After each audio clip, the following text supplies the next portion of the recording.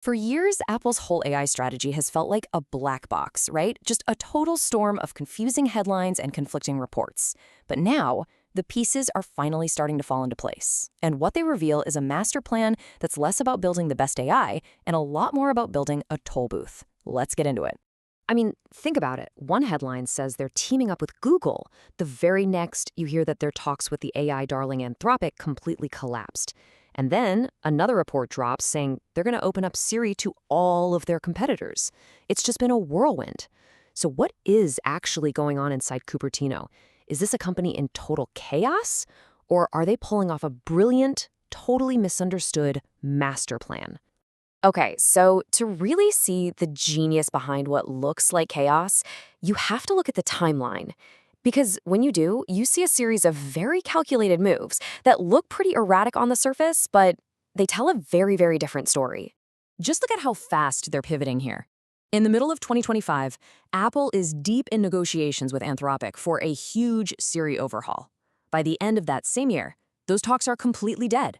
Then, just a few weeks later, they announced this massive deal with their arch-rival Google, of all companies. And then, not even 2 months after that, the strategy seems to shift again, with reports that they're just going to open Siri up to everyone. Now, this isn't chaos. These are rapid-fire decisions. And to understand why they're happening so fast, you got to look at what went on behind the scenes. Yeah, all those pivots start to make perfect sense when you compare the two main negotiations. The one that completely fell apart and the one that actually succeeded. So when you put these two deals side by side, Apple's thinking becomes crystal clear. The talks with Anthropic, they collapsed over two huge issues: cost and control. Anthropic reportedly wanted several $billions a year, and they weren't willing to give Apple control over the model's architecture. Google, on the other hand, well, they accepted Apple's strict privacy rules, and honestly, their tech was just better suited for the job. Superior in reasoning and handling things like images and text. And they did it all for a much, much more palatable price. The deal Apple ended up signing with Google, it reportedly cost them about $1 billion a year to get those Gemini models into Siri. And look, $1 billion is obviously a huge number, but it is nothing compared to what Anthropic was demanding. Their initial ask wasn't just several $billion. It apparently came with price escalators that could have doubled the fee year after year. So financially, yeah, the Google deal was a total no-brainer. But what's really fascinating is that even after walking away, Apple was still betting big on Anthropic. Turns out, even though they walked away from a public partnership with Anthropic, Apple was already one of their biggest customers, using their tech in a completely different and secret way. This quote from Bloomberg's Mark Gurman absolutely sent shockwaves through the tech world. Because even as Apple was signing this huge public-facing deal with Google for Siri, its own internal engineering teams were, and still are, relying heavily on custom versions of Anthropic's AI. And this reveals that there are really two separate worlds of AI at Apple. For the consumer-facing Siri on your iPhone, the one on 2.5 billion devices, they need the massive scale and performance of something like Google's Gemini. But for their own internal work, coding, product design, security reviews, they're using these finely tuned Anthropic models on their own private servers to protect all that secret Apple data. This isn't about picking a favorite, it's just about using the right tool for the right job. And that pragmatism, that right tool for the job mindset, that brings us to the real strategy. It's not about choosing the single best AI. No, it's about something much bigger and way more lucrative. And here it is. This is the core idea. For Apple, this has never really been about building the smartest AI assistant in the world. It's about owning the doorway that every other AI assistant has to walk through to reach over 1 billion paying customers. And here's exactly how it's going to work. A new system they're calling Extensions, which is planned for iOS 27, will let you download AI apps like ChatGPT or Claude, and then pick which one you want Siri to use by default. So when you ask a question, Siri just routes it to your chosen AI, and for every subscription you end up buying through that, Apple collects its standard 30% cut. It is the App Store model, but for intelligence itself.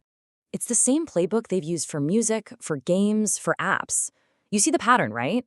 They don't need to build the best product. They just need to own the road that every other product has to travel on. This is Apple's AI toll booth. And the wild part is it's already working.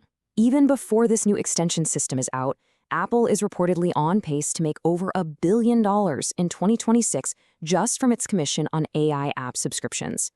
They have zero R&D cost for these models, and they still get a massive payday. So, is this a stroke of pure, unadulterated genius, or is it a massive gamble? Well, the truth is, it's a bit of both. Let's break down the two sides of that coin. Okay, the genius of this strategy is all about the money.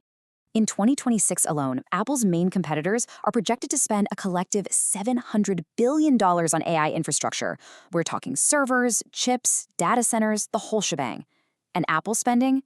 Just $14 billion. They are completely sidestepping the incredibly expensive AI arms race and just positioning themselves to profit from whoever wins. And why would every AI company possibly agree to this? Well, because they really don't have a choice. It's a classic prisoner's dilemma. Being completely invisible on over 1 billion iPhones is a much, much worse fate than just paying Apple's 30% toll. If Google joins and Anthropic doesn't, Anthropic loses out big time. So eventually, everybody has to play the game. But, and this is a huge but, this is a massive gamble. By outsourcing the core intelligence, Apple risks falling way behind on innovation. Its own project to build a next-gen Siri is reportedly years behind schedule and just full of problems.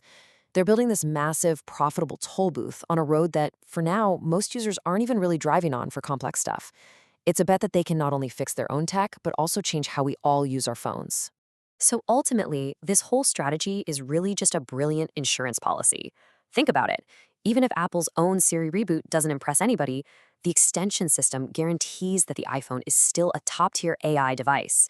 Users can just plug in the best AI from Google or OpenAI instead. Either way, Apple provides the access, and the money just keeps flowing in. Which leaves us with the ultimate question, not just for Apple, but for the entire industry. For 2 decades, Apple's dominance came from owning the whole package, the hardware, the software, the entire experience. But now, in the age of AI, they're trying a brand new playbook. Can they really own the AI experience without actually owning the AI itself?